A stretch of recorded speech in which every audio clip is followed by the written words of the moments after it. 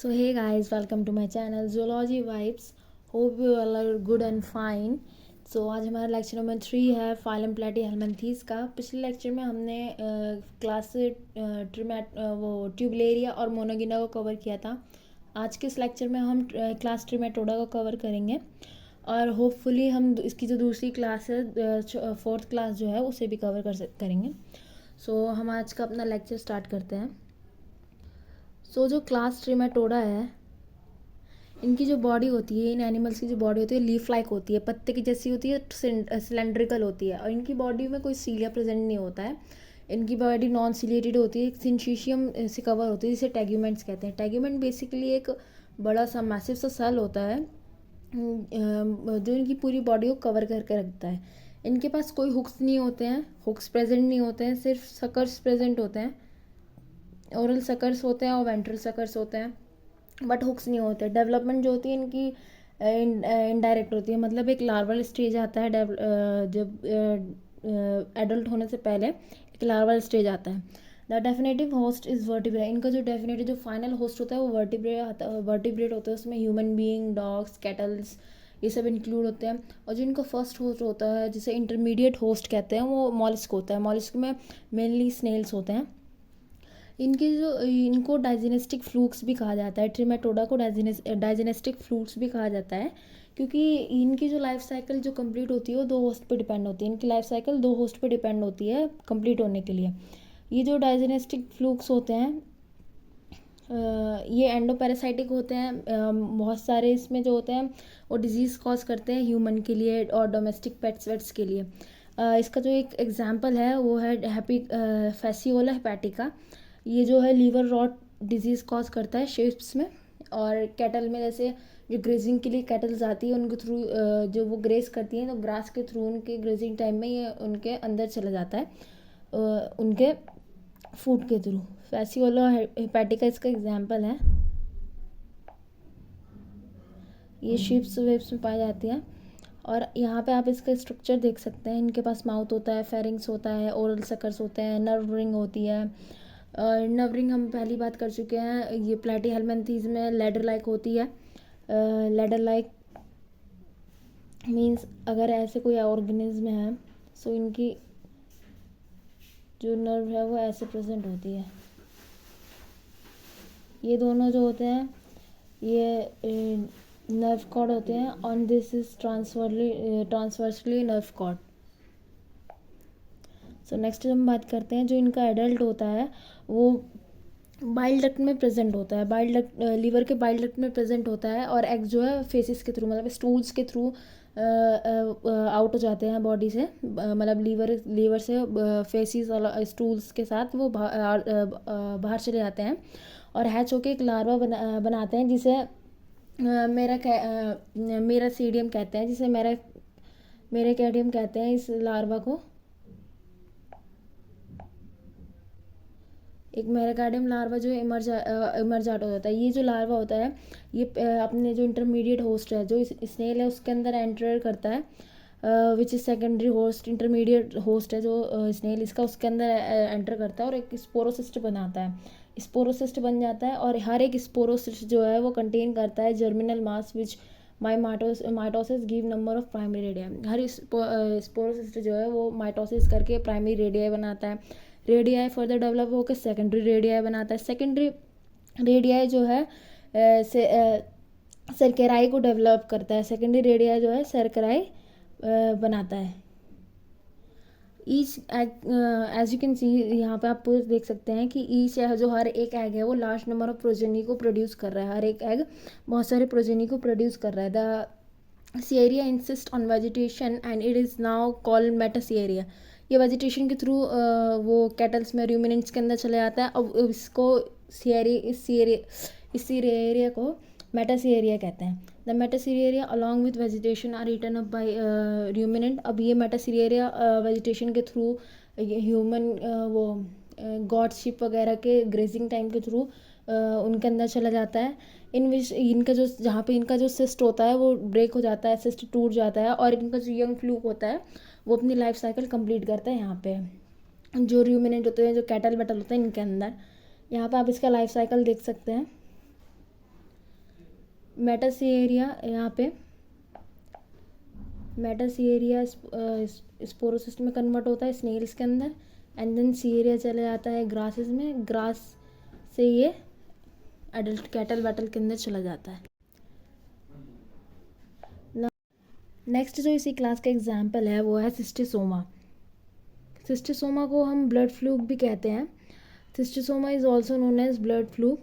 इनकी जो स्पीशीज़ होती है सिस्टिसोमा मोनासी, सिस्टिसोमा जेपोनिसम एंड सिस्टिसोमा हेमाटोबिज्म, ये जो सिस्टोसोमिस कॉज करती है ह्यूमंस में सिस्टोसोमिस को कॉज करती है। इनका एक बहुत पेक्यूलर वे है, ये डाइशियस होते हैं, दो मेल और फीमेल अलग अलग होते हैं, सेपरेट होते हैं, बट इनमें एक अलग सा एक पेक्यूलर थिंग पाई गई है, जो फीमेल होती है वो मेल की ग्रूव वेंट्रल साइड पे ग्रूव प्रेजेंट होता है, मतलब वेंट्रल साइड जो डाउन टू अर्थ होता है, जो ज़मीन से जुड़ा हुआ साइड होता है जिसके थ्रू ये चलते हैं क्रीप करते हैं, उस साइड में एक ग्रूव होता है, उसी के अंदर फीमेल रहती है, मतलब ये उनके ग्रूव के अंदर ही फीमेल रहती है।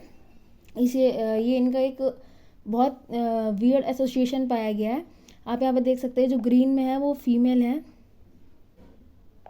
ये जो ग्रीन में है ये फीमेल है, जो और ये जो ब्राउन में है ये मेल है। ये फीमेल जो है ये इनके मेल के अंदर पाई जाती है। ये इनका बहुत पेक्यूलर फीचर है, ये और किसी में देखा नहीं गया है, सिर्फ इन्हीं में सिस्टोसोमास में देखा गया है। नेक्स्ट हम बात करते हैं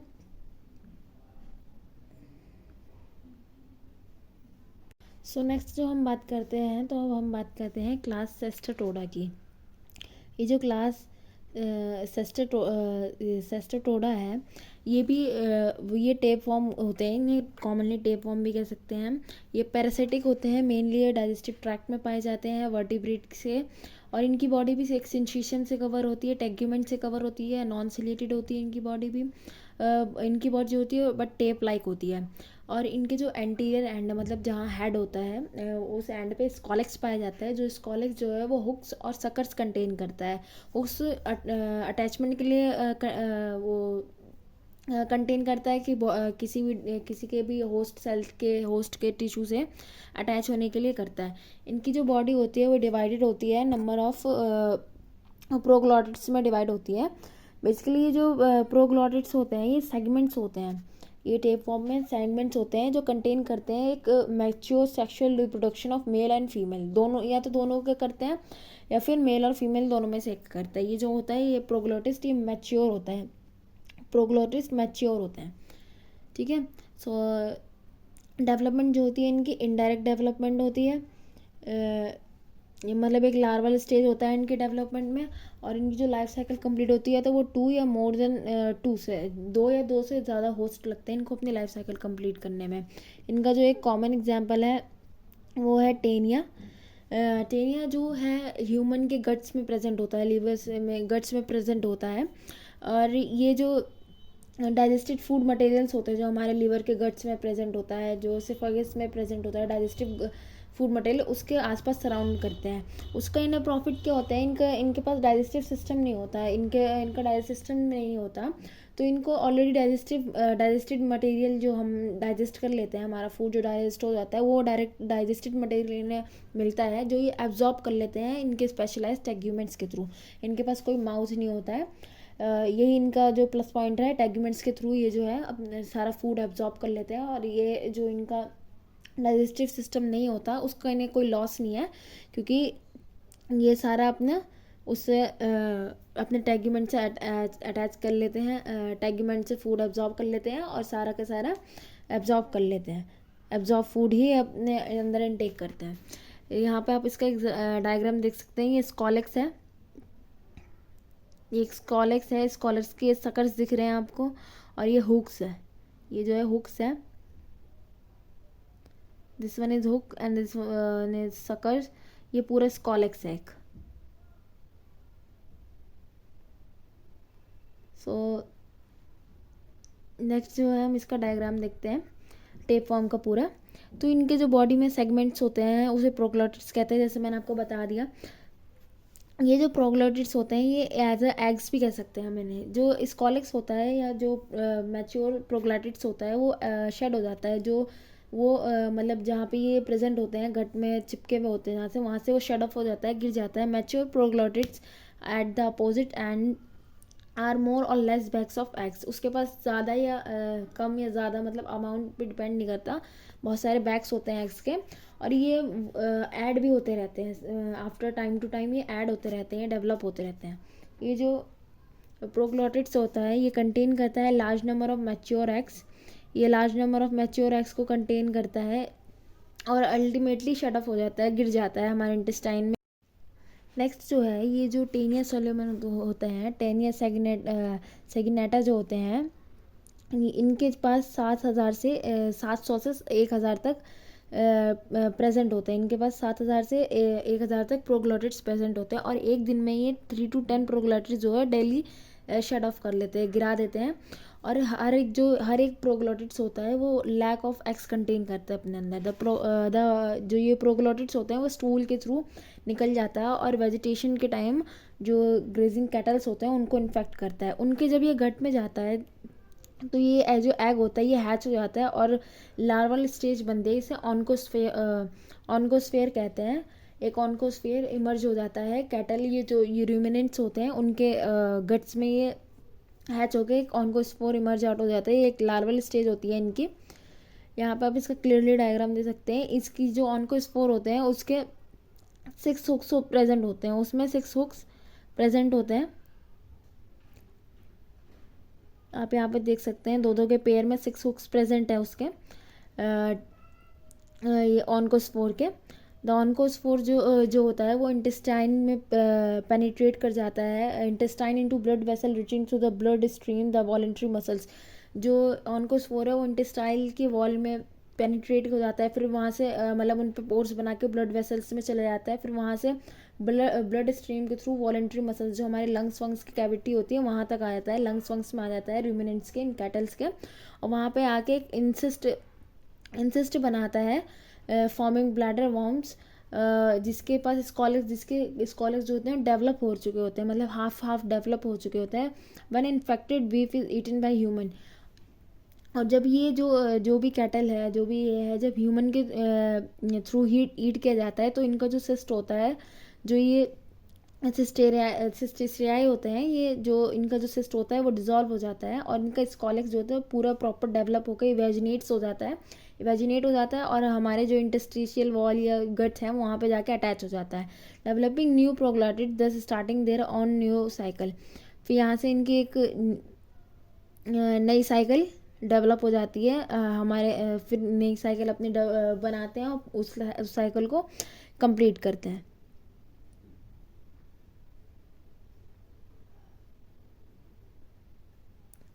नेक्स्ट इसी का एग्जाम्पल है एक और, इकाइनोकोकस ग्रैन्युलस।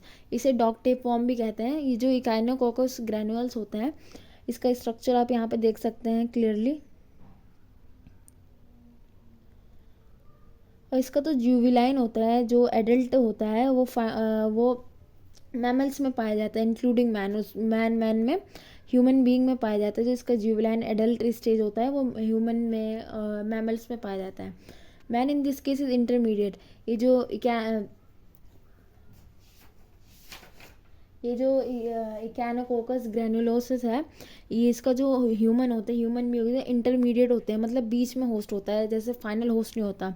द जिबलाइन stage is peculiar kind of सिस्टेराइज नोन एज हाइडेड सिस्ट। जो ये स्टेज होता है, जिस स्टेज में ये डेवलप हो रहे होते हैं, तो जो लार्वल होते हैं एक इंसिस्ट में एक मतलब शेल समझिए, जैसे एग होता है वो शेल के अंदर होता है, योग जो होता है वो शेल के अंदर प्रेजेंट होता है, वैसे ही एक सिस्ट में बंद होता है। वो एक बड़ा अजीब सा सिस्ट होता है, उसे हाइटेड सिस्ट कहते हैं। It grows for a long time attaining very large size. ये डेवलप होता है, बहुत बड़ा साइज बना लेता है अपना, काफ़ी लार्ज हो जाता है। The main cyst having unilocular chamber.